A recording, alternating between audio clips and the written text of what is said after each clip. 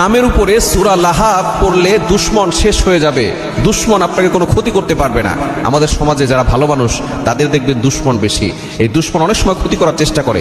আমরা কেমন ভালো, নবীজি সাল্লাল্লাহু আলাইহি ওয়াসাল্লামের মতো ভালো শ্রেষ্ঠ নবী আর কেউ হতে পারে না, তারও কিন্তু দুশমন ছিল। আবু জাহেল, উতবা, সাইবা মিলে তাকে সবসময় ক্ষতি করার জন্য চেষ্টা করেছে।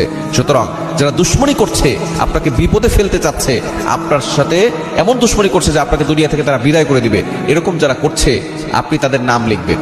প্রথমে একটা কাগজে তার নাম লিখবেন, লিখে আপনি অজু করে আমলটা করবেন, অজু করে তার নামটা লিখবেন, লিখে এরপর আপনি 3 বার দুরূদ শরীফ পড়বেন, 3 বার দুরূদ শরীফ পড়বেন, 3 বার ইস্তেগফার পড়বেন। দুরূদ শরীফের ভিতরে যেটা নামাজে পড়ে সেই দুরূদ শরীফ পড়বেন, ইস্তেগফার আপনার কাছে যেটা ভালো লাগে সেটা পড়তে পারেন, অথবা আস্তাগফিরুল্লাহ রাব্বি মিন কুল্লি যামবি ওয়া আতুবু ইলাইহি লা হাওলা ওয়ালা কুওয়াতা ইল্লা বিল্লাহিল আলিয়্যিল আযীম, এটা আপনি পড়বেন 3 বার পড়ে এরপর আপনি সূরা লাহাব বিসমিল্লাহ সহকারে 3 বার পড়বেন। সূরা লাহাব আমরা সকলেই পারি।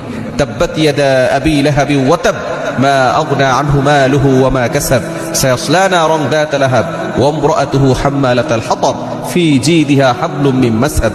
আপনি সূরা লাহাবটা 3 বার পড়বেন, এরপরে সে নামের উপরে 3 বার ফু দিবেন। ফু দিয়ে আপনি আল্লাহর কাছে দোয়া করবেন যে আল্লাহ, আমি এই লোকটাকে বাধ্য করতে চাচ্ছি, এই দুশমনের ক্ষতি থেকে আমি বাঁচতে চাচ্ছি, আল্লাহ এই দুশমনের দুশমনি থেকে আমাকে হেফাজত করো, তার ক্ষতি থেকে, তার অনিষ্ট থেকে তুমি আমাকে হেফাজত করো। এভাবে দোয়া করবেন, দেখবেন দুশমন শেষ হয়ে যাবে, দুশমন আপনার কোনো ক্ষতি করতে পারবে না এবং দুশমন আপনার বাধ্য হবে, সে আপনার কাছে মাথা নত করবে, সে আপনাকে কখনো বিপদে ফেলতে চাইবে না। সুতরাং যাদের দুশমন বেশি, আপনি আশঙ্কা আছে যে সে আমাকে ক্ষতি করতে চাচ্ছে, আপনি সূরা লাহাবের আমলটা করতে পারেন। কেননা এই সূরা লাহাব নাজিল হয়েছিল আবু লাহাবের জন্য। আবু লাহাব ছিল নবী সাল্লাল্লাহু আলাইহি ওয়াসাল্লামের চাচা। আবু লাহাব নবীজি সাল্লাল্লাহু আলাইহি ওয়াসাল্লামকে নির্যাতন করত, কষ্ট দিত। নবীজি সাল্লাল্লাহু আলাইহি ওয়াসাল্লাম যখন কালিমার দাওয়াত সর্বপ্রথম দিয়েছেন, তখনই সর্বপ্রথম আবু লাহাব বিরোধিতা করেছে। আবু লাহাব পাথর মেরেছিল নবী সাল্লাল্লাহু আলাইহি ওয়াসাল্লামকে, নবী সাল্লাল্লাহু আলাইহি ওয়াসাল্লামের শরীর থেকে ফিনকি দিয়ে রক্ত বের হয়েছিল। তখন আল্লাহ পাক রব্বুল আলামিন সূরা নাযিল করেছেন, তাব্বাত ইয়াদা আবি লাহাবি ওয়া তাব, আবু লাহাব, যে হাত দিয়ে তুমি আমার নবীকে আঘাত করেছো, তোমার এই 2 হাত ধ্বংস হোক।